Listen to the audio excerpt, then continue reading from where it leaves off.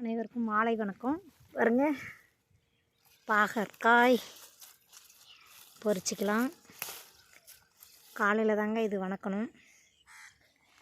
புளிக்குழம்பு வைக்கிறதா இல்லை அப்படியே பொரியல் பண்ணுறதா அப்படின்னு யோசிச்சுட்ருக்கேன். காலையில் தான் முடிவு பண்ண முடியும்.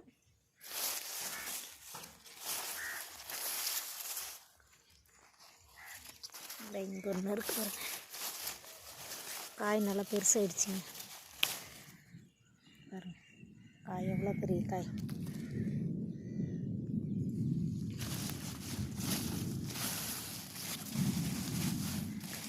பிஞ்சுங்க நிறைய இருக்குங்க. பிஞ்சுங்க நிறையா இருக்குது. இங்கே ஒரு பொடலங்காய் பிஞ்சு இருக்கு பாருங்க. பொடலங்காய் சின்னதாக இருக்குது பாருங்க. இங்கே சின்ன காயாக இருக்குது.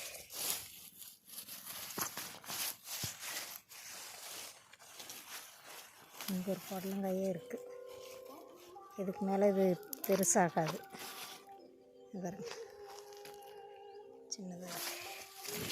இங்கே ஒரு பாவக்காய் இருக்குது.